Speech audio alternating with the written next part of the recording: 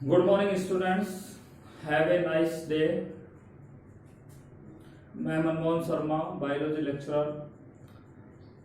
आज हम सर्वप्रथम जीव विज्ञान विषय के पाठ्यक्रम के बारे में संक्षिप्त में चर्चा करेंगे। देखिए,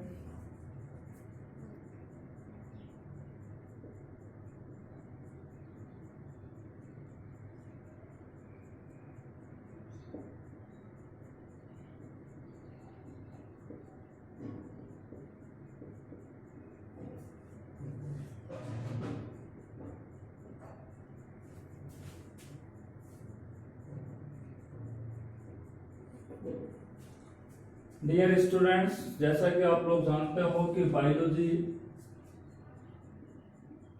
के पाठ्यक्रम को मुख्यतः दो भागों में बांटा गया है। पहला है वनस्पति विज्ञान,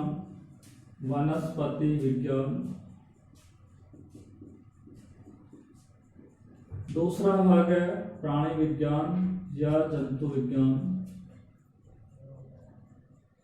वनस्पति विज्ञान को अंग्रेजी में बॉटनी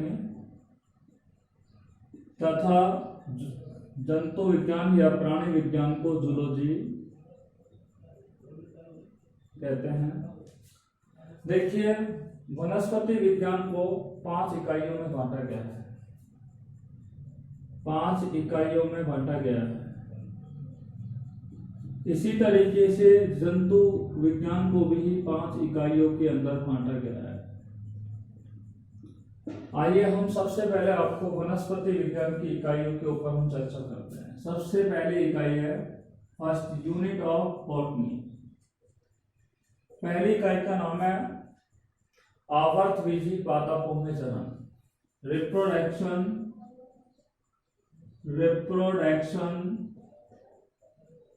इन एंजियोस्पर्म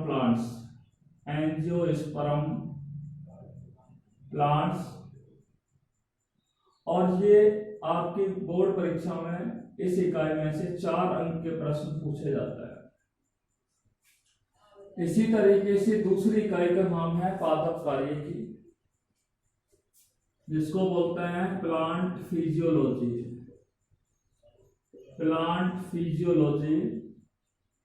फर्स्ट, इस इकाई में से 9 अंक के प्रश्न बोर्ड परीक्षा में पूछे जाते हैं।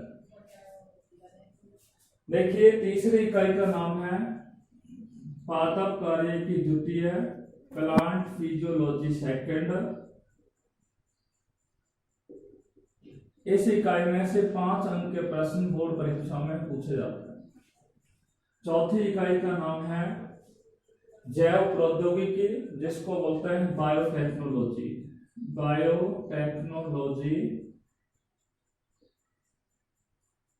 इस इकाई में से भी 5 अंक के प्रश्न बोर्ड परीक्षा में पूछे जाते हैं। और सबसे अंतिम इकाई का नाम है आर्थिक वनस्पति विज्ञान और मानव कल्याण, इकोनॉमिक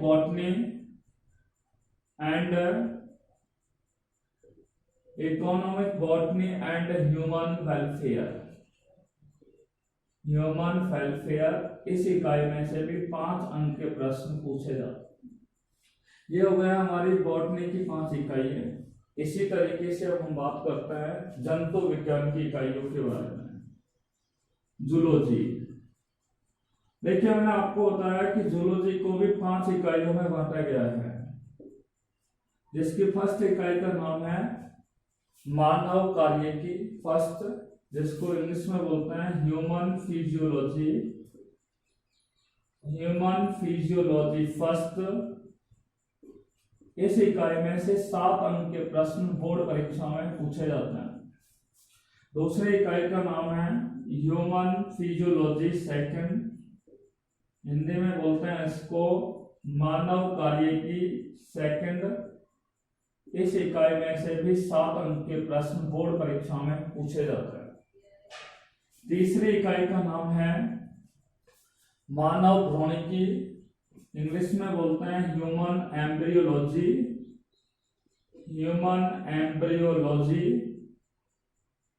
इस इकाई में से 5 अंक के प्रश्न बोर्ड परीक्षा में आते हैं। चौथी इकाई का नाम है आनुवांशिकी एवं जीनोमिक्स, इंग्लिश में बोलते हैं जेनेटिक्स एंड जीनोमिक्स। इस इकाई में से भी 5 अंक के प्रश्न पूछे जाते हैं। और सबसे अंतिम इकाई का नाम है जिसका नाम है ह्यूमन वेलफेयर एंड हेल्थ, मानव कल्याण और स्वास्थ्य, ह्यूमन वेलफेयर एंड हेल्थ, मानव कल्याण और स्वास्थ्य। इस इकाई से 4 अंक के प्रश्न पूछे जाते हैं। इस तरह से जीव विज्ञान की बोर्ड परीक्षाओं में 56 अंक का प्रश्न पत्र आता है। डियर स्टूडेंट्स, आज हम पहली इकाई के ऊपर चर्चा करेंगे जिस इकाई का नाम है रिप्रोडक्शन इन एंजियोस्पर्म प्लांट्स, आवर्तबीजी पादपों में जन्म। देखिए, आवर्तबीजी पादपों में जन्म पर हम चर्चा करने जा रहे हैं।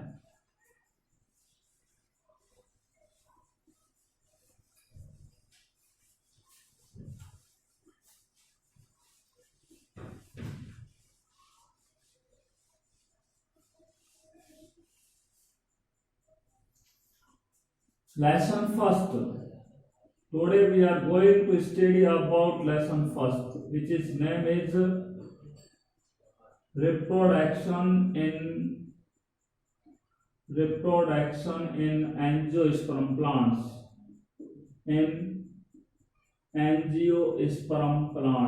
आवर्तबीजी पादपों में जन्म। देखिए, सबसे पहले हम यहाँ पर अध्ययन करेंगे कि जन्म क्या है। What is the meaning of reproduction? जन्म कैसे होता है, जन्म कब होता है, ये सारे प्रश्न हमारे दिमाग में होने चाहिए। देखिए, सबसे पहले हम बात करते हैं जन्म के ऊपर। जन्म क्या है? What is the meaning of reproduction?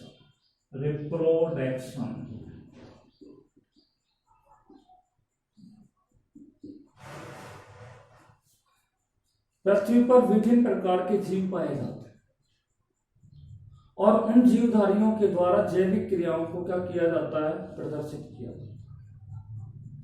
जीव के द्वारा क्या प्रदर्शित की जाती है? जैविक क्रियाएं की जाती है। जैविक क्रियाएं क्या है? ऐसी क्रियाएं जो जीव के शरीर के द्वारा क्या होती है, जीव के पादप काय के द्वारा या जंतु के शरीर के द्वारा जो क्रियाएं संपादित होती हैं वो जैविक क्रियाएं कहलाती। तो आपको बता दें, यहाँ पे जीव जो होता है उसके द्वारा क्या की जाती है? जैविक क्रियाएं की जाती है। जीव के द्वारा जैविक क्रियाएं की जाती है। जीव के द्वारा कौन कौन सी जैविक क्रियाएं की जाती हैं?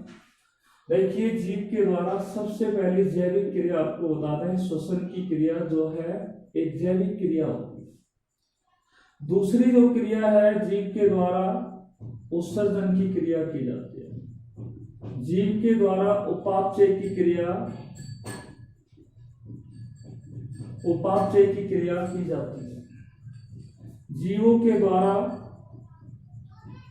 उत्तेजनशीलता को प्रदर्शित किया जाता है। जीवों के द्वारा संवेदनशीलता को प्रदर्शित किया जाता है।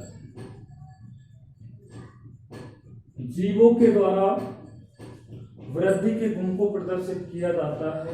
जीवों के द्वारा गति को प्रदर्शित किया जाता है। जीवों के द्वारा परिसंचरण या परिवहन की क्रिया क्या होती है? पूर्ण होती है। जीवों के द्वारा जनन की क्रिया होती है। देखिए, हम बात कर रहे हैं कि जनन भी क्या है? एक जैविक क्रिया है। जीव के द्वारा ही बहुत सारी क्या की जाती है? जैविक क्रियाएं की जाती है, जिनमें से एक जनन भी क्या है? एक जैविक क्रिया है। जनन भी क्या है? जैविक क्रिया। तो आपको बता दें, जनन क्या है? एक जैविक क्रिया है। और इस जैविक क्रिया के अंदर प्रत्येक जो जीव होता है वो प्रत्येक जीव जनन की क्रिया में क्या लेता है? भाग लेता है। क्या लेता है? जनन की क्रिया में भाग लेता है। और जब प्रत्येक जीव जब जनन की क्रिया में भाग लेता है तो वो अपने ही समान नए जीव का क्या करता है? निर्माण करता है। अपने ही समान नए जीव का निर्माण करता है। अपने ही समान नए जीव का क्या करता है? निर्माण। मैंने आपको बताया कि जीव जैविक क्रिया करते हैं, और जब जीव जैविक करते हैं तो कौन कौन सी जैविक क्रिया करते हैं? ये सारी जैविक क्रियाओं को करते हैं, जिनमें से एक जैविक क्रिया कौन सी है? जनन की क्रिया। जब जीव के द्वारा जनन की क्रिया की जाती है तो जीव के द्वारा अपने ही समान नए जीव का क्या किया जाता है? निर्माण किया। देखिए, जीव के द्वारा जब अपने ही समान नए जीव का जब निर्माण किया जाता है तो वो उसके द्वारा नए जीव का निर्माण क्यों किया जाता है?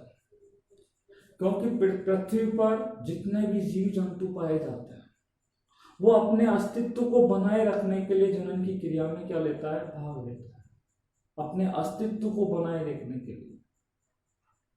इसलिए प्रत्येक जीव के द्वारा क्या किया जाता है? जनन की क्रिया में भाग लिया जाता है। इस क्रिया को हम कौन सी क्रिया कहते हैं? जनन की क्रिया। अर्थात जनन की परिभाषा क्या निकल के आई? जनन वह जैविक प्रक्रिया है, जनन वह जैविक प्रक्रिया है जिसमें प्रत्येक जीव अपने अस्तित्व को बनाए रखने के लिए, इसको बनाए रखने के लिए, अपने अस्तित्व को बनाए रखने के लिए अपने ही समान नए जीवों का क्या करता है? निर्माण करता है। उसे क्या कहते हैं? जनन कहते हैं। जनन वह जैविक प्रक्रिया है जिसमें प्रत्येक जीव अपने अस्तित्व को बनाए रखने के लिए अपने ही समान नए जीव का निर्माण करता है, उसे क्या कहते हैं?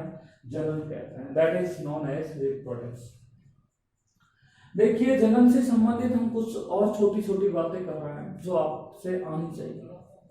देखिए, जनन की क्रिया में कौन भाग लेते हैं? जनन की क्रिया में जनक भाग लेते हैं। आपने पिछली कक्षाओं में पढ़ा होगा कि जनन जो होता है वो कई प्रकार का होता है। लैंगिक जनन भी होता है, अलैंगिक जनन भी होता है। अलैंगिक जनन की जो क्रिया होती है उसमें मेजरली आपको बता दूं, एक ही जनक जनन की क्रिया में भाग लेता है, इसलिए वहां पर जनक जो होता है वो केवल एक होता है अलैंगिक जनन करने वाले जीवों के। परंतु लैंगिक जनन की क्रिया में जो जीव भाग लेते हैं वहां पर जनन की क्रिया में जो भाग लेते हैं वो नर जनक और मादा जनक जनन की क्रिया में भाग लेते हैं। अर्थात जनक जो होते हैं वो कितने होते हैं? दो। एक नर जनक होता है, दूसरा कौन सा जनक होता है? मादा जनक होता है। देखिए, नर जनक को हम इस चिन्ह के द्वारा प्रदर्शित करते हैं, मादा जनक को इस चिन्ह के द्वारा प्रदर्शित करते हैं। जनक को इंग्लिश में क्या बोलते हैं? पेरेंट्स बोलते हैं। इसलिए जनक को हम किसके द्वारा प्रदर्शित करते हैं? पी के द्वारा क्या करते हैं? प्रदर्शित करते हैं। अब आपसे आना चाहिए कि जनक क्या है? वे जीव जो जनन की क्रिया में भाग लेते हैं।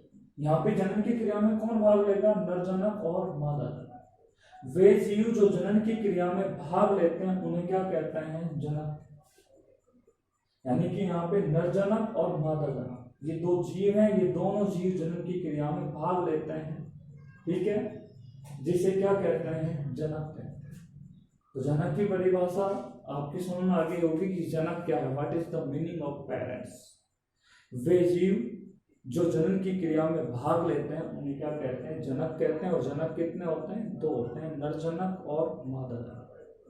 मैंने आपको बता दिया खास तौर से अलैंगिक जनक जनन की क्रिया एक जन की होती है, यूनिपेरेंटल होती है, और लैंगिक जनन की जो क्रिया होती है वो बाइपेरेंटल होती है। बाइपेरेंटल का अर्थ होता है द्विजनकीय, जिसमें नर जनक और मादा जनक दोनों जनन की क्रिया में क्या लेते हैं? भाग लेते हैं। देखिए, जनक की क्रिया के बाद हम बात करते हैं अगली टर्म्स के बारे में, और वो है हमारी संतति। What is the meaning of offspring? संतति क्या है, इस शब्द पर हम चर्चा कर रहे हैं आपसे। देखिए, what is the meaning of offspring? देखिए, ऑफस्प्रिंग को हम समझा रहे हैं, आप ध्यान से समझिए कि ऑफस्प्रिंग क्या है। मैंने आपको बताया है कि जीव जो होता है उसमें जनक जो होता है वो जनन की क्रिया में क्या लेता है? भाग लेता है। भाई, जो भी जीव होता है, अब उसमें आपको मैंने बता दिया जीव के रूप में मैंने किसको बताया? जनक, यानी कि नर जनक भी हो सकता है, मादा जनक। तो जनक जो होते हैं वो जनन की क्रिया द्वारा नए जीव का क्या करते हैं? निर्माण करते हैं। यानी कि हम ये भी बोल सकते हैं कि जीव जो होते हैं वो जनन की क्रिया द्वारा जीव जो होते हैं वो जनन की क्रिया द्वारा किसका निर्माण करते हैं? नए जीव का। किसका निर्माण करता है? नए जीव का निर्माण करता है। उसे हम क्या कहते हैं? संतति कहते हैं। या हम ऐसे बोल सकते हैं कि जनक द्वारा जनन की क्रिया द्वारा नए जीव का क्या करता है? निर्माण करते हैं। उन्हें क्या कहते हैं? संतति। संतति को इंग्लिश में बोलते हैं ऑफ स्प्रिंग के नाम से उसे जाना जाता है। किस नाम से जाना जाता है? ऑफ स्प्रिंग के नाम से जाना जाता है। संतति आपके समझ में आ गया होगा कि वे जीव जो जनन की क्रिया द्वारा नए जीवों का निर्माण करते हैं उन्हें क्या कहते हैं? संतति कहते हैं।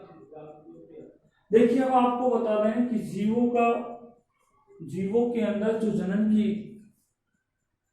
की जो अवधि होती है, जनन का जो समय होता है, जनन का जो काल होता है, वो एक निश्चित समय होता है। उस निश्चित समय अवधि के अंदर क्या करते हैं? जीवों के द्वारा जनन की क्रिया की जाती है। इसलिए हम आपको ये बताना चाह रहे हैं कि जीवों के द्वारा जनन कब होता है। हमने आपको जब स्पीचिंग स्टार्ट की थी तो हमने आपको बोला कि जनन क्या है, जनन क्यों होता है, जनन कब होता है। अब हम कब के बारे में बात कर रहे हैं। देखिए जीवों का जो जीवन काल होता है, जीवों का जीवन काल होता है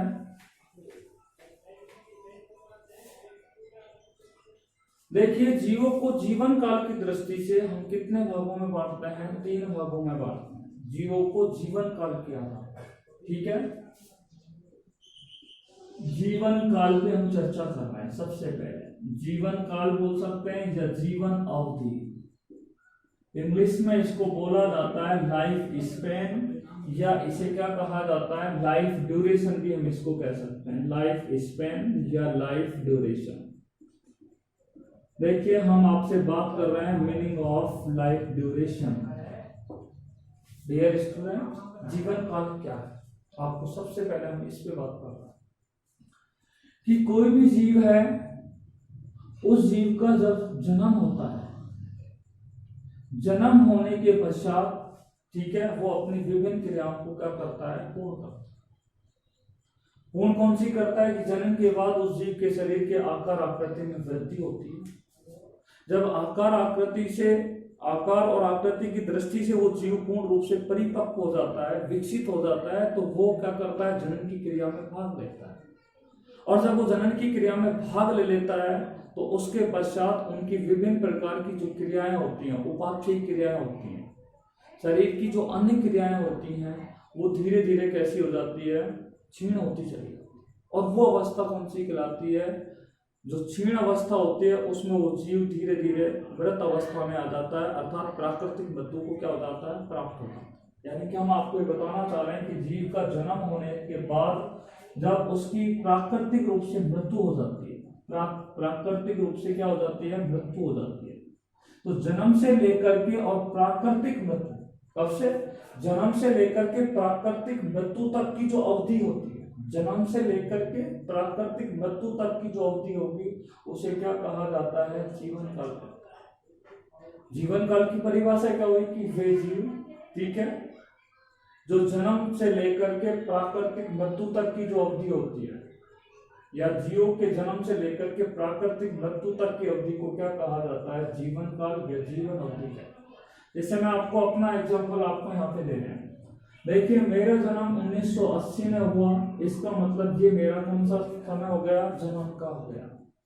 और मान लीजिए मेरी मृत्यु कब हो जाती है? 2030 में हो जाती है। तो ये मेरा प्राकृतिक मृत्यु का क्या होगा? टाइमिंग होगा। और इस दोनों के मध्य की जो अवधि कहलाएगी, यानी कि मध्य की अवधि कितनी हो गई? टोटल 50 वर्ष हो गए। इसलिए ये 50 वर्ष मेरे जीवन का क्या कहलाएगा? जीवन काल कहलाएगा, जीवन अवधि कहलाएगी। अर्थात जन्म से लेकर के प्राकृतिक मृत्यु तक की अवधि जो कहलाएगी वो जीवन काल कहलाता है। देखिए किसी भी जीव के जीवन काल को मुख्यतः कितने भागों में बांटा गया है? 3 भागों में बांटा गया है। जीवन काल को कितने भागों में बांटा गया है? 3 भागों में बांटा गया है। देखिए सबसे पहला भाग है जिसको हम कहते हैं कायिक प्रवस्था। इंग्लिश में इसको बोलते हैं वेजिटेटिव प्रवस्था, या इसको हिंदी में एक दूसरा नाम है, इसे वर्धी प्रवस्था के नाम से भी जाना जाता है। दूसरी जो अवस्था है, इस अवस्था का नाम मैं आपको बता दूं, जिसे बोलते हैं प्रजनन अवस्था। इंग्लिश में इसे बोला जाता है रिप्रोडक्टिव फेज के नाम से जानते हैं। तीसरी जो अवस्था होती है उसका नाम होता है जीर्ण अवस्था, जीर्ण अवस्था या जीर्ण प्रवस्था। ठीक है, तो ये तीन प्रवस्थाएं जीवों के शरीर के अंदर पाई जाती है। जैसे हम आपको सिंपली हम आपको इसके ऊपर आगे हम चर्चा करेंगे, फिलहाल हम आपको इसके बारे में संक्षिप्त में आपको बता रहे हैं। जब किसी जीव का जन्म हो जाता है तो जन्म होने के पश्चात उस जीव के शरीर में उपस्थित जो कायिक अंग होते हैं, ठीक है, किसी पौधे कायिक अंग होते हैं या कायिक कोशिकाएं होती है। पादप में बहुत सारे कायिक अंग होते हैं, जड़ तना पत्तियां होती हैं। तो उन जड़ तना पत्ती के अंदर क्या होता है, कायिक प्रवस्था पूर्ण होती है, अर्थात उनमें समसूत्री विभाजन की क्रिया होती है। ऐसे जंतुओं के अंदर जो कायिक कोशिकाएं होते हैं, उन कायिक कोशिकाओं में कोशिका विभाजन की क्रिया होती है, और खास तौर से वहां पे समसूत्री विभाजन की क्रिया होती है, जिसके फलस्वरूप उन जीवों के आकार में क्या होती जाती है, वृद्धि होती है। जब वो जीव विकसित हो जाते हैं तब वो उनमें कौन सी अवस्था आती है, प्रजनन अवस्था। प्रजनन अवस्था आती है तो पादप होंगे तो वहां पे पुष्पों का निर्माण होगा, नरजनक और मादा जनकों का निर्माण होगा पुष्प में, भूमूंग और जायंत का निर्माण होगा। उसके पश्चात वहां पे युग्मकों का क्या होगा, निर्माण, और युग्मकों के निर्माण के बाद निषेचन की क्रिया होगी, निषेचन के बाद नए जीव का क्या हो जाएगा, निर्माण हो जाएगा, फल और बीजों का निर्माण हो जाएगा। तो वो कौन सी अवस्था कहलाएगी, प्रजनन अवस्था। प्रजनन अवस्था यानी कि फल और बीजों का जब पूरी तरीके से निर्माण हो जाता है, तो निर्माण होने के पश्चात जो पादप होता है उसकी जैविक क्रियाएं धीरे धीरे क्षीण होती चली जाएगी, और कुछ समय पश्चात पादप कैसा हो जाता है, मृत हो जाता है। वो अवस्था कौन सी कहलाती है, जीर्ण अवस्था। इसलिए हमने आपको संक्षिप्त में बता दिया है कि जीवों के जीवन काल को कितने भागों में बांटा गया, 3 भागों में, कायिक प्रवस्था, प्रजनन अवस्था और जीर्ण अवस्था। ये हमने आपसे अभी तक जो बातें की है वो केवल जनन के बारे में सामान्य जानकारी हमने आपको दी है। हम बात कर रहे हैं, हमारा फर्स्ट लेसन है जिसका नाम है रिप्रोडक्शन इन एंजियोस्पर्म प्लांट, आवर्तबीजी पादपों में जनन पर हम बात कर रहे हैं। इसलिए हम सबसे पहले आपसे बात करेंगे कि आवर्तबीजी पादपों में जन्म कैसे होता है, how to reproduction takes place in angiosperm plants. आवर्तबीजी पादपों में जन्म कैसे होता है, तो इसको हम समझाना चाह रहे हैं। इससे पहले हम आपको ये बताना चाहते हैं कि आवर्तबीजी पादप कौन से होते हैं, किस प्रकार के होते हैं, ठीक है। उस पर हालांकि आपको हमने 11th क्लास में इसके ऊपर हम आवर्तबीजी पादपों के सामान्य लक्षणों पे, जनिक लक्षणों पे हम क्या कर चुके हैं, अध्ययन कर चुके हैं।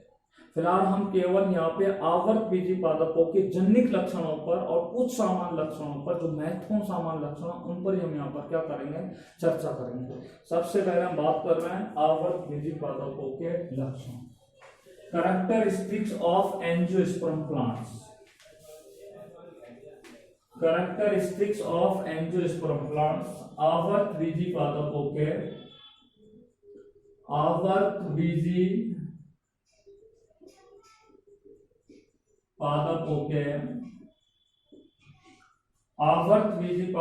लक्षण इंग्लिश में बोलते हैं characteristics of angiosperm plants, angiosperm पादपों के लक्षण।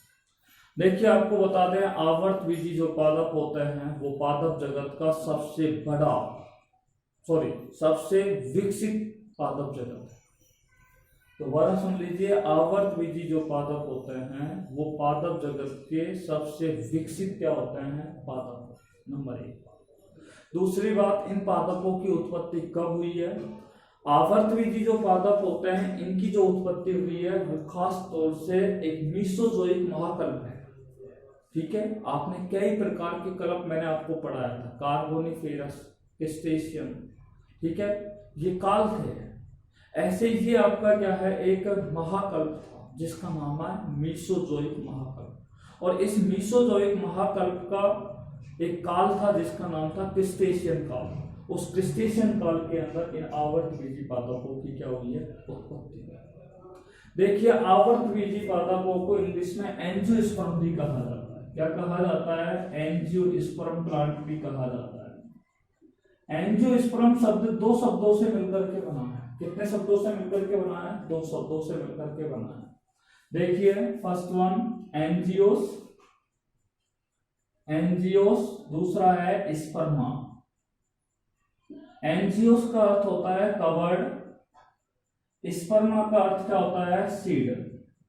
कवर्ड का अर्थ होता है ढका हुआ या आवृत, ढका हुआ या आवृत, और सीड का अर्थ होता है बीज, अर्थात ऐसे पादप जिनके बीज कैसे होते हैं? आवृत होते हैं, ढके हुए होते हैं।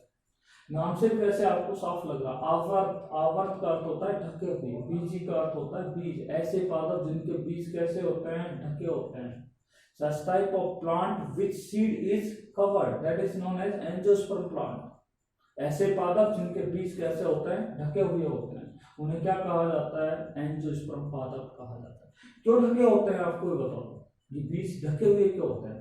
क्योंकि आवर्त बीजी जो पादप होते हैं उनके अंदर क्या पाया जाता है? अंडाशय पाया जाता है। क्या पाया जाता है उनके अंदर? अंडाशय पाया जाता है, ओवरी पाई जाती है। आपने पुष्प की अगर मादा द्रव्यमान की संरचना अगर पढ़ी होगी तो ये जायांग की संरचना, ये सबसे ऊपरी भाग है वर्तिका, जिसको स्टिग्मा बोलते हैं। ये क्या कहलाती है? वर्तिका, जिसको स्टाइल के नाम से जानते हैं। इसको क्या बोलते हैं? अंडाशय। अंडाशय के अंदर क्या होता है? बीजांड होता है। क्या होता है? बीजांड होता है। ऐसे ही आपको हम बता रहे हैं कि आवर्त बीजी पादपों के अंदर ये क्या पाया जाता है? अंडाशय पाया जाता है। और अंडाशय जो होता है उसके द्वारा फल वित्तियों का सबसे पहले निर्माण होता है। आपको बता दें अंडाशय के द्वारा पादपों में फल का निर्माण होता है, ठीक है। और बीजांड से पादपों में किसका निर्माण होता है? बीज का निर्माण होता है। तो अंडाशय से फलों का निर्माण होता है, तो इस दौरान वहां पे फल का जब निर्माण होता है तो फल वित्तियों का निर्माण होता है। आपको हमने पढ़ाया था कि फल वित्ति कितने प्रकार के होते हैं? 3 प्रकार के, ठीक है। बाह्य फल वित्ति, मध्य फल वित्ति और अंत फल वित्ति, एपिकार्प, मीजोकार्प और एंडोकार्प। ये आप लोग अच्छी तरीके से पढ़ चुके हो। इसलिए ये बीज जो होता है वो फल के अंदर फल की भित्तियों के द्वारा क्या होता है? ढका हुआ होता है। इसलिए बीज कैसे होते हैं? यहाँ पे ढके हुए होते हैं। आवर्त बीजी पादपों का एक मेन कैरेक्टर आपको बता दूं, क्योंकि ये अंडाशय का निर्माण किस में होता है? पुष्प में होता है, ठीक है। क्योंकि ये संरचना क्या कहलाएगी? संपूर्ण संरचना जायांग कहलाएगी। और जायांग जो होता है वो पुष्प का एक क्या होता है? भाग होता है, एक प्रारूपिक पुष्प का भाग होता है। और आपको बता दें कि अंडाशय प्रारूपिक पुष्प का भाग है, इसलिए हम बोल सकते हैं कि आवर्त बीजी पादपों में पुष्पों का क्या होता है? निर्माण होता है। इसलिए आवर्त बीजी पादपों को कौन से पादप कहा जाता है? पुष्पीय पादप भी कहा जाता है। कौन से पादप कहा जाता है? इन्हें फ्लावरिंग प्लांट भी कहा जाता है। Angiosperm plant is known as a flowering plants. यह बात आप लोगों को मैंने पहले भी बताई थी। देखिए तीसरी महत्वपूर्ण मैं बात करता हूं जन्म से संबंधित, ध्यान से सुनिए, क्योंकि हम यहाँ पे बात करेंगे आवर्त बीजी पादपों में जन्म। देखिए आवर्त बीजी पादपों में जो निषेचन होता है वो नाल युग्मकीय होता है, क्योंकि यहाँ पे परागण आता है, ठीक है, और परागण का अंकुरण होता है, तो वहां पे नाल का निर्माण होता है। इसलिए यहाँ पे निषेचन कौन से प्रकार का होता है? नाल युग्मकीय प्रकार का होता है। नाल युग्मकीय, नाल युग्मकीय। इंग्लिश में इसको नाल युग्मकीय शब्द को बोलते हैं साइफोनोगैमस के नाम से इसे जाना जाता है, साइफोनोगैमस। तो निषेचन कैसा होता है? नाल युग्मकीय अर्थात साइफोनोगैमस प्रकार का। निषेचन की अगर बात करें तो यहाँ पे निषेचन 2 बार होता है, इसलिए हम इसे द्विनिषेचन कहते हैं। हम बोल सकते हैं कि आवर्त बीजी पादपों में द्विनिषेचन और त्रिसंलयन की क्रिया होती है। डबल फर्टिलाइजेशन और कौन सी क्रिया होती है? ट्रिपल फ्यूजन की क्रिया इनके अंदर पाई जाती है। क्योंकि हम जनन से संबंधित लक्षण आपको बता रहे हैं, तो आवर्त बीजी पादपों में द्विनिषेचन और त्रिसंलयन की क्रिया क्या है? पाई जाती है। देखिए चौथा बिंदु जिस पर मैं बात कर रहा हूं आपको ध्यान से सुनना। आवर्त बीजी पादपों में जो बीज पत्र होते हैं उन बीज पत्रों की संख्या 1 हो सकती है। बीज पत्रों की संख्या कितनी हो सकती है? बीज पत्रों की संख्या तो 1 हो सकती है, या फिर बीज पत्रों की संख्या कितनी हो सकती है? 2। अगला कैरेक्टर हम बात करें, ध्यान से सुनना, इनमें भ्रूणपोष त्रिगुणित प्रकार का होता है। भ्रूणपोष कितने प्रकार का होता है? त्रिगुणित प्रकार का होता है। त्रिगुणित प्रकार का इनके अंदर क्या पाया जाता है? भ्रूणपोष पाया जाता है। और सबसे अंतिम करैक्टर जिस पे हम बात कर रहे हैं वो ध्यान से सुनना है कि आवर्त बीजी पादपों में क्या पाया जाता है, पीडी एकांतरण पाया जाता है। आवर्त बीजी पादपों में पीडी एकांतरण कैसे होता है? How to alternation generation takes place in angiosperm plants. Okay students, पीडी एकांतरण क्या है इस पे हम बात कर रहे हैं और कैसे होता है। देखिए, आवर्त बीजी पादपों का जो जीवन चक्र होता है, आवर्त बीजी पादपों का जीवन चक्र होता है, उसके जीवन चक्र को कितने भागों में बांटा गया है? 2 भागों में बांटा गया है। प्रथम प्रावस्था का नाम है बीजाणुद्भिद प्रावस्था। बीजाणुद्भिद प्रावस्था। द्वितीय प्रावस्था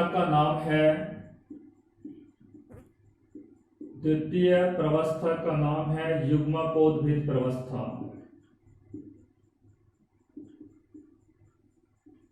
बीजाणुद्भिद प्रावस्था को स्पोरोफाइट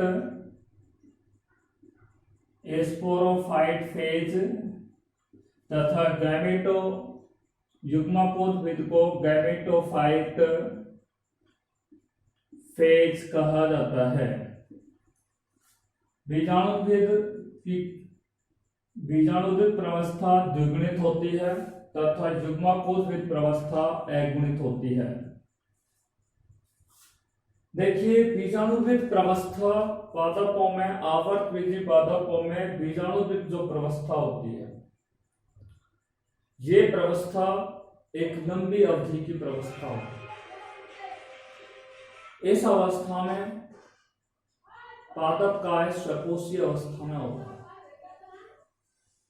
यह अवस्था बहुत ही आकर्षक होती है, लंबी होती है, और बीजाणुद्भिद प्रावस्था जो होती है वो युग्मनज से क्या होती है? विकसित होती है। किससे विकसित होती है? युग्मनज से विकसित होती है। युग्मकोद्भिद अवस्था जो होती है यह अल्प अवधि की होती है, अनाकर्षक होती है। पोषण के लिए यह बीजाणुद्भिद प्रावस्था पर क्या करती है? निर्भर रहती है। किस पर डिपेंड रहती है? युग्मकोद्भिद अवस्था पोषण के लिए बीजाणुद्भिद प्रावस्था पर क्या करती है? निर्भर करती है। देखिए, बीजाणुद्भिद अवस्था के पश्चात युग्मकोद्भिद अवस्था आती है, युग्मकोद्भिद अवस्था के बाद बीजाणुद्भिद अवस्था आती है, बीजाणुद्भिद अवस्था के बाद युग्मकोद्भिद अवस्था।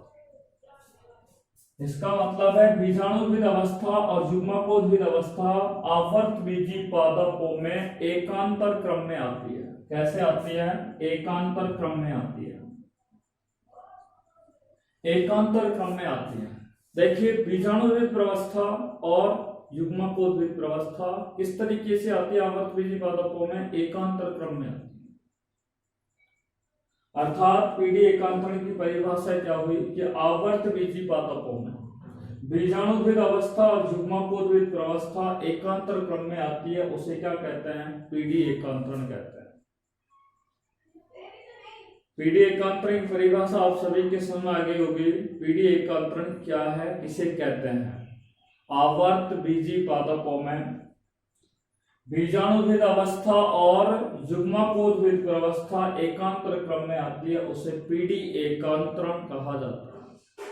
अब हम आपको बता रहे हैं कि पादपों में पीडी एकांतरण कैसे होता है। How to alternation generation takes place in angiosperm plants. तो किस प्रकार से होता है, इस पे हम बात कर रहे हैं। देखिए,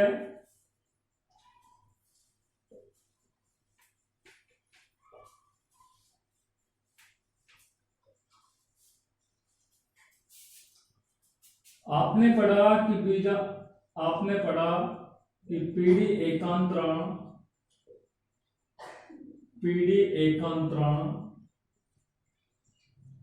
आवर्त बीजी पादपों में 2 प्रावस्थाओं में बटा होता है, बीजाणुद्भिद प्रावस्था और दूसरा होता है युग्मकोद्भिद प्रावस्था। युग्मकोद्भिद प्रावस्था।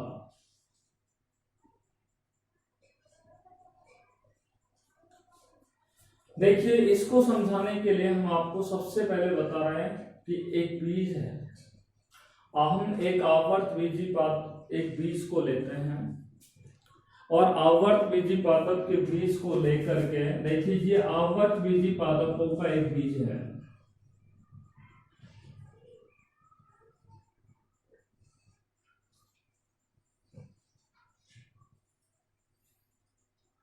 आपको हमने बताया कि आवर्त बीजी पादप एक बीजपत्री भी होते हैं और द्विबीजपत्री भी। हमने एक द्विबीजपत्री पादप लिया है। बीज की आंतरिक संरचना आप देखें तो ये वाले भाग को हम कहते हैं प्रांकुर। प्रांकुर से पादपों में, बीज के प्रांकुर से पादपों में प्रारों का उद्भव होता है, प्रारों का निर्माण होता है तथा मूलांकुर से, ये मूलांकुर है, इस मूलांकुर से किसका निर्माण होता है? मूल का निर्माण होता है। ये पादप के अंदर क्या होता है? बीज पत्र होते हैं। क्या होता है? बीज पत्र। बीज पत्र के बाहर की ओर एक आवरण पाया जाता है जिसे बीजावरण कहते हैं। बीजावरण दो प्रकार का होता है, बाह्य बीजावरण और अंतर बीजावरण।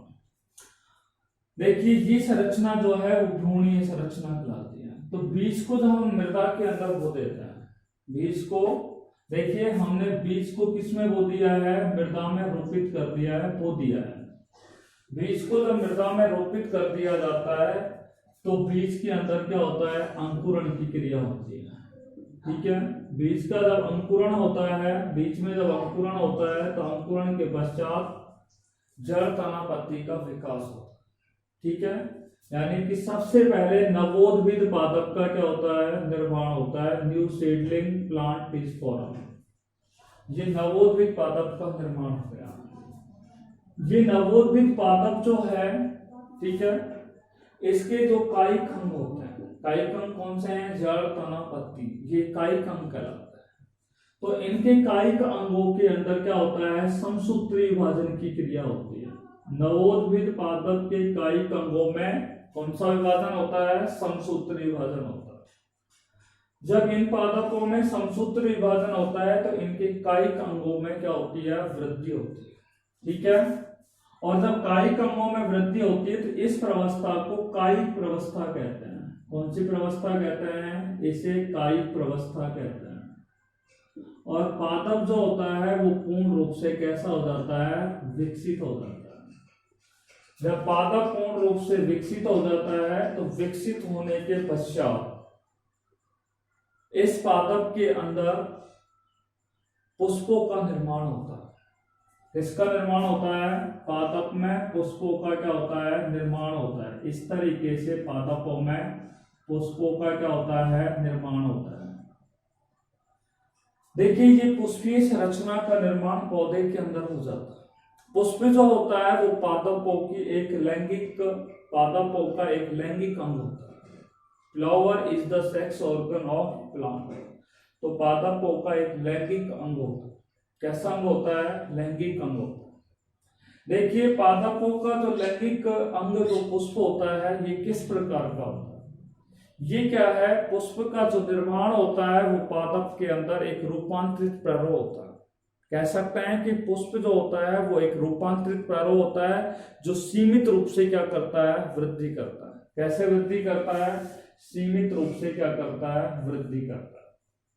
ठीक है, देखिए इस पुष्प का जब निर्माण हो जाता है तो इस अवस्था को कौन सी अवस्था कहा जाता है? इस प्रवस्था को प्रजनन प्रवस्था कहा जाता है। प्रजनन अवस्था कहा जाता है जब पुष्पादप में पुष्पों का निर्माण हो जाए। आपने देखा कि पादप में पुष्प का निर्माण हो गया और इस अवस्था को प्रजनन प्रवस्था कहा जाता है। प्रजनन जो प्रवस्था होती है, इस प्रवस्था में आप देखेंगे कि जो पुष्प होगा उस पुष्प के अंदर दो जननांगों का क्या होता है? निर्माण होता है। देखिए अधिकांशतः जो आवर्त बीजी पादप होते हैं वो द्विलिंगी होते हैं, जबकि अधिकांशतः जंतु कैसे होते हैं? एक लिंगी होते हैं। कैसे होता है? एक लिंगी होते हैं।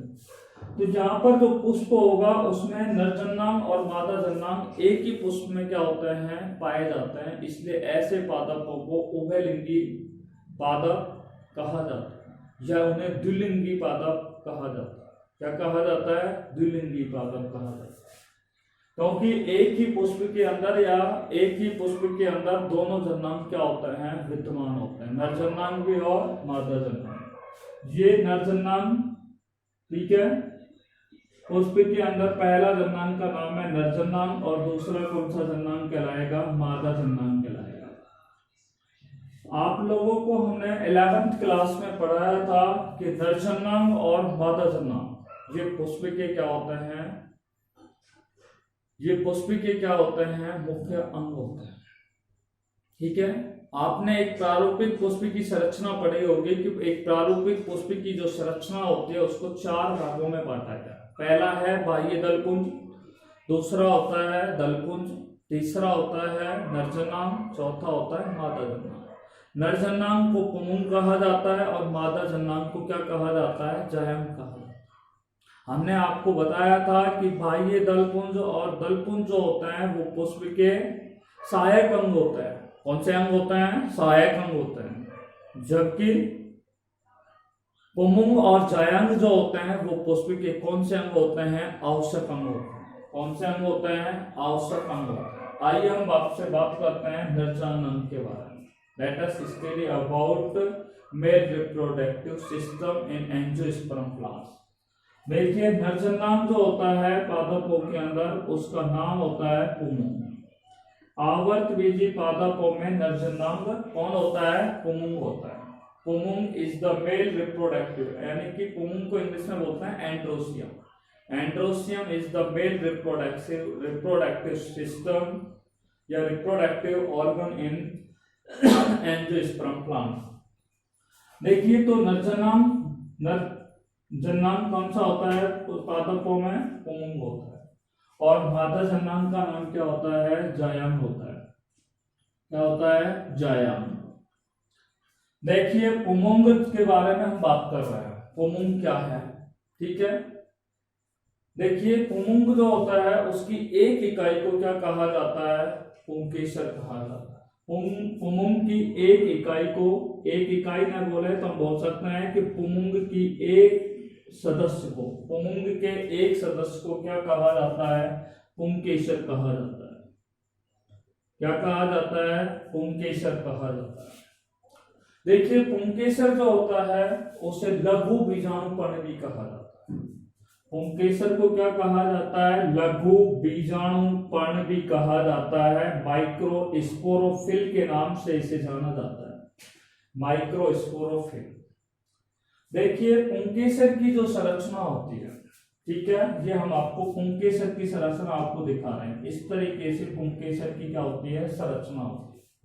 पुंकेसर का सबसे ऊपरी भाग होता है, शीर्षस्थ भाग होता है, इसे क्या कहा जाता है? परागकोश। ये परागकोश कहलाएगा, ठीक है। इसको हम योजी ऊतक कहते हैं और इसको कहते हैं पुतंतु। तो पुंकेसर का जो शीर्ष भाग जिसे आप लोग परागकोश कहते हैं, ये परागकोश जो होता है वो कैसा होता है? जननक्षम संरचना होती है, तथा पुतंतु जो होता है वो एक जनन अक्षम संरचना होती है। और इन दोनों को जोड़े रखने का जो कार्य करता है वो योजी ऊतक होता है। पुतंतु जो होता है वो पादप के आधारीय भाग यानी कि पुष्पासन से इसे जोड़े रखने में क्या होता है? सहायक होता है।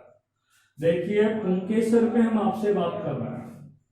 पुंकेसर जो होता है, ठीक है, उसके अंदर क्या होता है? परागकोश होता है और परागकोश जो होता है उसके अंदर कौन सा विभाजन होता है? अर्धसूत्री विभाजन होता है। परागकोश में कौन सा विभाजन होता है? अर्धसूत्री विभाजन होता है। परागकोश का मतलब है लघु बीजाणुधानी भी हम बोल सकते हैं। उस लघु बीजाणुधानी के अंदर अर्धसूत्री विभाजन मियोसिस डिवीजन होता है और मियोसिस डिवीजन होने के फलस्वरूप किसका निर्माण होता है? लघु बीजाणु का निर्माण होता है। कैसा होता है? लघु बीजाणु का निर्माण होता है। आपको हम बता दें खास तौर से आवर्तबीजी जो पादप होते हैं, ठीक है, उनमें लघु बीजाणु मोस्टली कैसे होते हैं? चतुष्क अवस्था में पाए जाते हैं, ठीक है। देखिए लघु बीजाणु जो होते हैं, ध्यान से सुनना, लघु बीजाणुओं में जब क्या होता है? अंकुरण होता है। लघु बीजाणुओं में जब अंकुरण की क्रिया होती है तो अंकुरण के फलस्वरूप किसका निर्माण होता है? नर युग्मकोद्भिद का निर्माण होता है। नर युग्मकोद्भिद का निर्माण होता है। मेल गैमेटोफाइट का फॉर्मेशन होता है। मेल गैमेटोफाइट या नर युग्मकोद्भिद कैसा होता है? अगुणित अवस्था में होता है।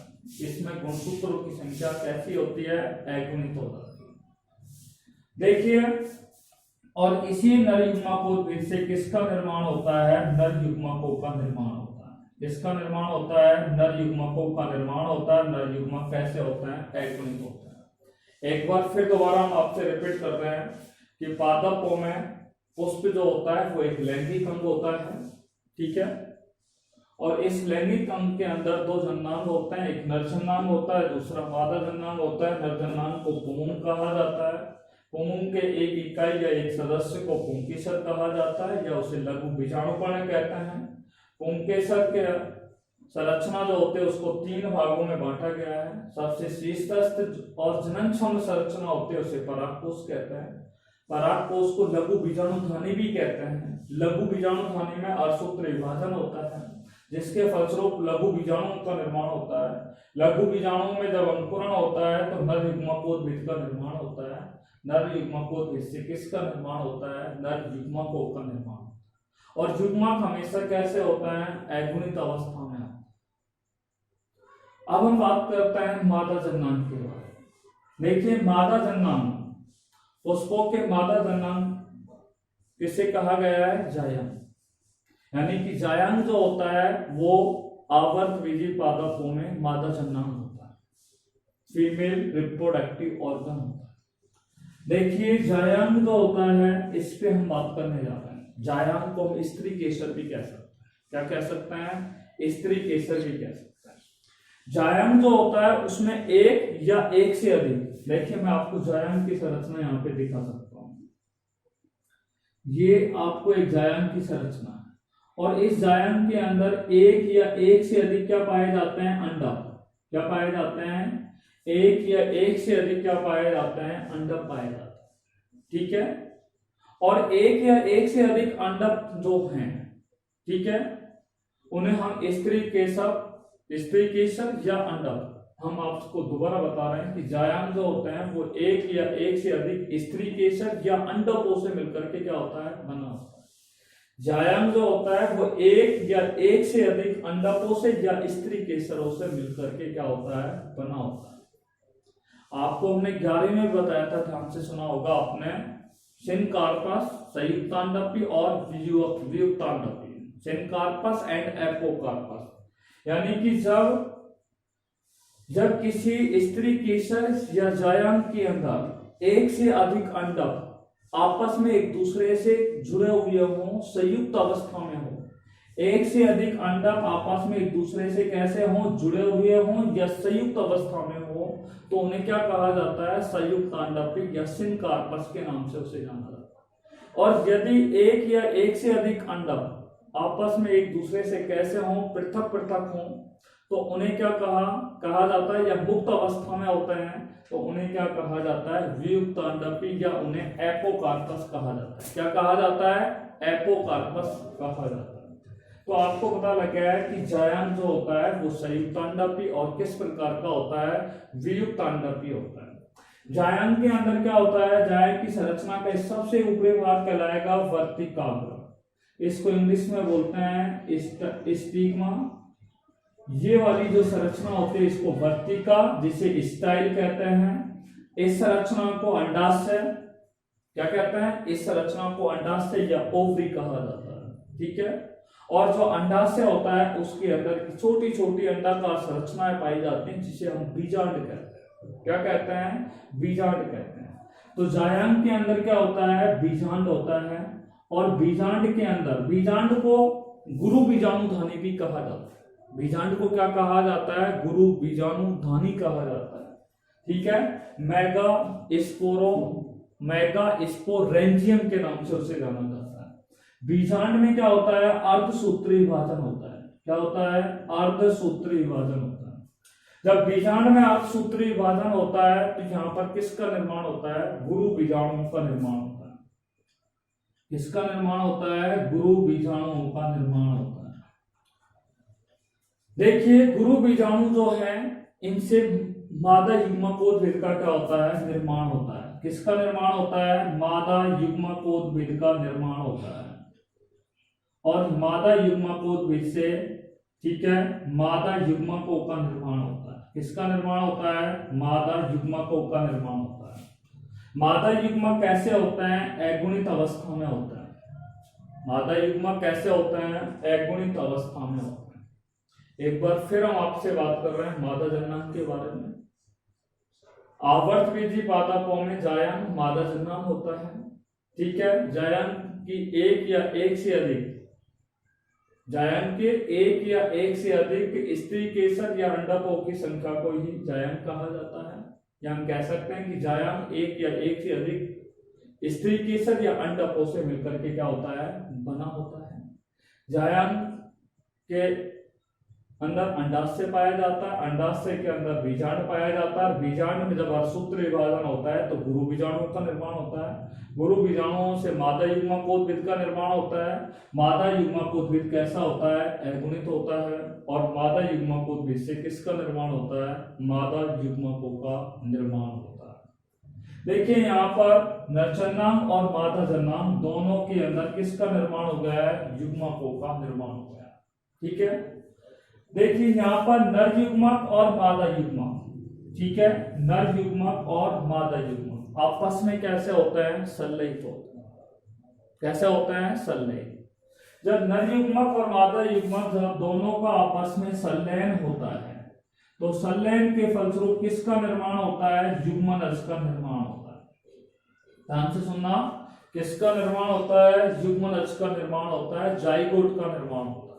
और युग्मनज कैसा होता है? द्विगुणित अवस्था में होता है। क्योंकि यहाँ पे नर युग्मक, ठीक है, ये नर युग्मक है, ये भी अगुणित है, और मादा युग्मक भी कैसा है? अगुणित है। ठीक है, ये दोनों संरचनाएं जब आपस में जुड़ जाती है, संलयित हो जाती है, मिल जाती है या आपस में संयोग कर लेती हैं तो ये द्विगुणित संरचना का क्या हो जाता है? निर्माण हो जाता है, जिसे हम क्या कहते हैं? युग्मनज कहते हैं। क्या कहते हैं? युग्मनज। और युग्मनज जो होता है वो बीजाणुविद अवस्था की प्रथम कोशिका होती है। Zygote is the first cell of sporophyte. हम कह सकते हैं कि युग्मनज जो होता है वो बीजाणुविद अवस्था की प्रथम कोशिका होती है। कौन सी कोशिका होती है? प्रथम कोशिका होती है। इसलिए मैंने बोला कि zygote is the first cell of sporophyte. आपने देखा कि यहाँ पे कौन सी अवस्था है? बीजाणुविद अवस्था है। अब आपने देखा कि युग्मनज जो होगा वो आगे धीरे धीरे क्या होगा? परिवर्तित होगा। ठीक है, परिवर्तन होगा तो यहाँ पे फलों का क्या होगा? निर्माण होगा। ठीक है, फलों के पश्चात किसका निर्माण हो जाएगा? बीज का निर्माण हो जाएगा। और जब बीज का निर्माण हो जाता है तो जो पादप होगा वो पूरी तरीके से क्या हो जाएगा? जीर्ण अवस्था में हो जाएगा, मृत अवस्था में जाएगा। तो वो अवस्था कौन सी कहलाती है? जीर्ण अवस्था कहलाती है। हमने आपको बताया था कि जीवन काल को 3 भागों में बांटा गया। प्रथम काल आपने देखा कि इस पादप का जीवन काल यहाँ पे 3 भागों में बांटा गया है। पहला अवस्था कौन सी आ गई? यहाँ पे कायिक अवस्था। दूसरी प्रवस्था कौन सी आ गई? प्रजनन अवस्था। और तीसरी प्रवस्था हमने आपको बता दिया जब बीजों का निर्माण हो जाता है तो उस समय पश्चात पादप धीरे धीरे कौन सी अवस्था की ओर चला जाता है? जीर्ण अवस्था की ओर चला जाता है। तो वो अवस्था कौन सी कहलाती है? जीर्ण अवस्था कहलाती है। इसका मतलब जीवों का जीवन काल कितने भागों में बटा है? 3 भागों में बटा है। कायिक प्रवस्था, प्रजनन प्रवस्था और जीर्ण प्रवस्था। यह आपने इस डायग्राम के द्वारा, इस आरेख चित्र के द्वारा आपको पता लग रहा है। देखिए यहाँ पे आपको हम बात कर रहे हैं कि पादपों में जनन भी एक प्रकार, यहाँ पे जनन भी हो गया है कि हमने एक बीज लिया था, बीज का अंकुरण हुआ, उससे पादप का निर्माण हुआ, पादप ने यहाँ पे जनन की क्रिया में भाग लिया और भाग लेने के पश्चात नए बीजों का क्या हो गया है? निर्माण हो गया। यहाँ पे आप देख रहे हो नए बीजों का क्या हो रहा है? निर्माण हो रहा है। इसलिए हमने आपको जन्म में आपको बताया था कि वे जीव जो अपने ही समान नए जीवों का क्या करते हैं? निर्माण करते हैं।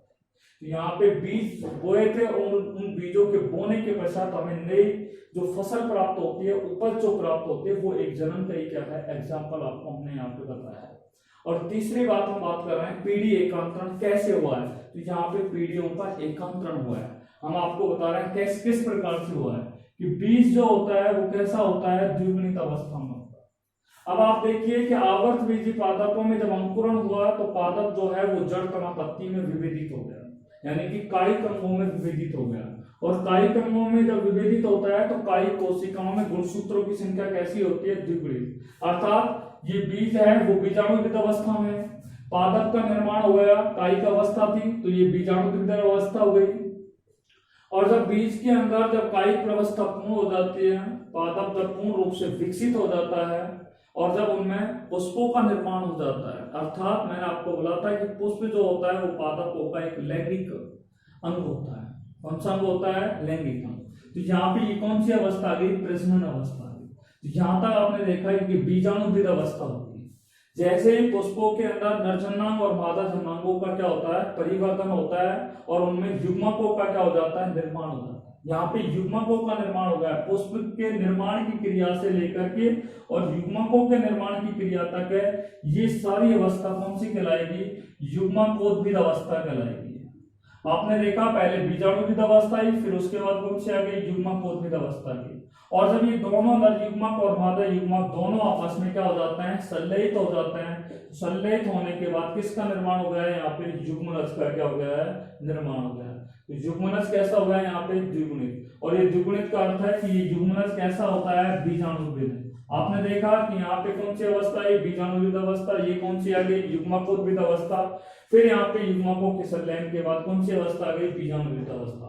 और हमने आपको बताया कि बीजाणुविद अवस्था आने के बाद युग्मकोद्भिद अवस्था आती है, युग्मकोद्भिद के बाद बीजाणुविद अवस्था आती है, और इस तरीके से ये एकांतर क्रम में ये अवस्थाएं आवर्त बीजी पादपों में पाई जाती है। जैसे हमने आपको बोला था पीडी एकांतर, हमने यही आपको परिभाषा दी कि आवर्त बीजी पादपों में, आवर्त बीजी पादपों में बीजाणुविद प्रवस्था और युग्मकोद्भिद प्रवस्था कैसे आती है, एकांतर क्रम में आती है, जिसे क्या कहते हैं, PD एकांतर।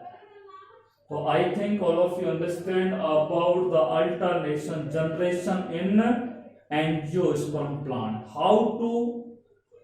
how to alternation generation takes place in angiosperm plant. आप लोग I think all of you understand about the alternation generation. देखिए पीडी एकांतरण के बाद हम अगले टॉपिक पे हम बात करते हैं, ध्यान से सुनिएगा, आवर्त बीजी पादपों में जनन के प्रकार। नेक्स्ट टॉपिक है हमारा आवर्त बीजी पादपों में जनन के प्रकार।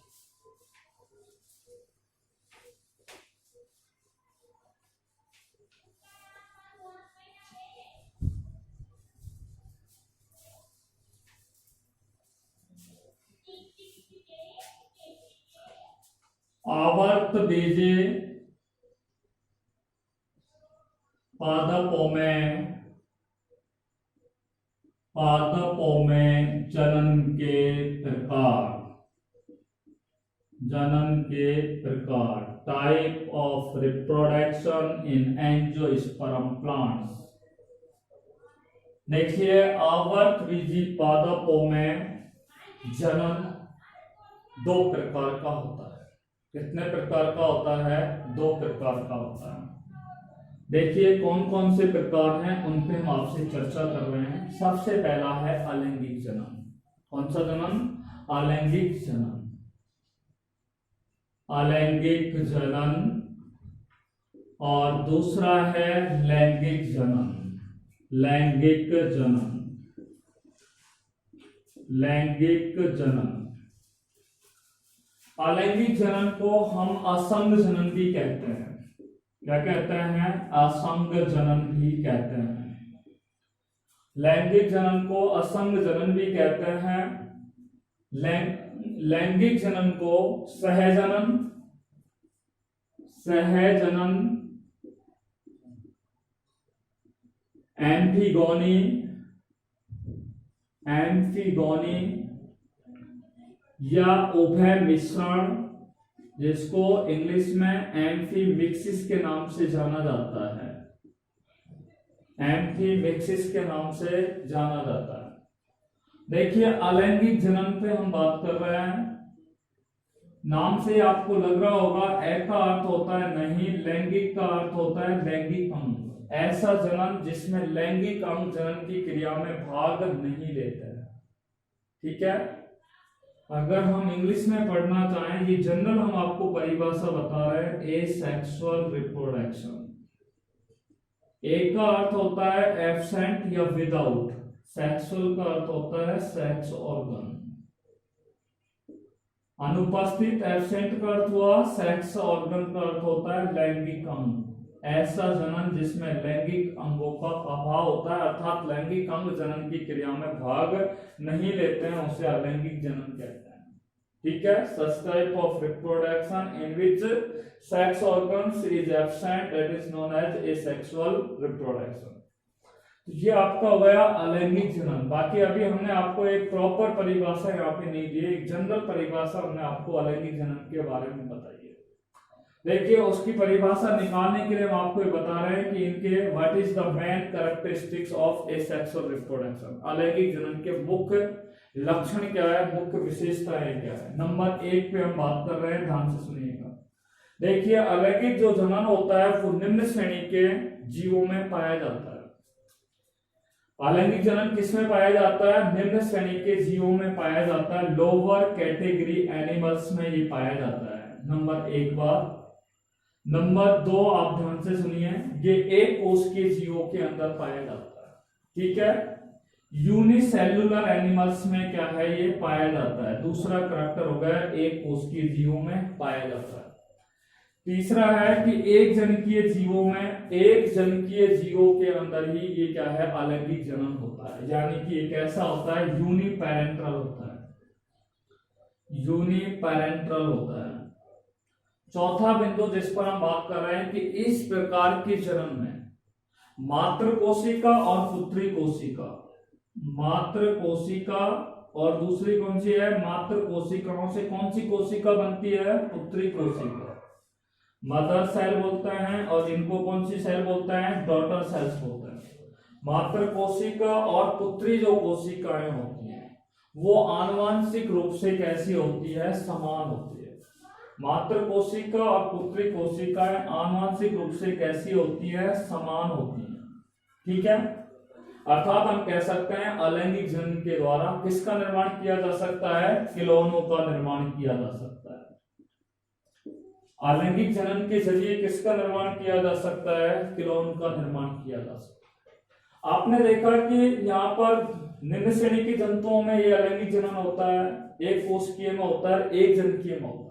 तो ऐसी स्थिति में इन जीवों के अंदर युग्मकों का निर्माण नहीं होता है। जब युग्मकों का निर्माण नहीं होगा, देखिए युग्मकों के निर्माण के लिए अर्धसूत्री विभाजन की आवश्यकता होती है। इसकी आवश्यकता होती है अर्धसूत्री विभाजन, क्योंकि जनन अंगों में अर्धसूत्री विभाजन होगा तभी युग्मकों का निर्माण होगा, और युग्मकों का निर्माण होगा तो वो युग्मकों का क्या होता है, संलयन। युग्मकों का क्या होता है, संलयन होता है। अर्थात अलैंगिक जनन में युग्मकों का निर्माण, अर्धसूत्री विभाजन और युग्मक संलयन का क्या होता है, अभाव होता है। Gamete formation, meiosis division and gamete fusion is absent in asexual reproduction. परिभाषा हमारी क्या निकल के आई है, आप ध्यान से सुनना। ठीक है, अलैंगिक जनन क्या है, जनन की वह प्रक्रिया, अलैंगिक जनन की परिभाषा बता रहे हैं, जनन की वह प्रक्रिया जिसमें युग्मकों का निर्माण, अर्धसूत्री विभाजन एवं युग्मक संलयन के बिना नए जीवों का क्या होता है, निर्माण होता है। एक बार फिर सुन लीजिए कि अलैंगिक जनन किसे कहते हैं, जनन की वह प्रक्रिया जिसमें बिना युग्मकों के निर्माण, बिना अर्धसूत्री विभाजन, बिना युग्मक संलयन के नए जीवों का क्या होता है, निर्माण होता है, उसे अलैंगिक जनन कहते हैं। Thank you very much.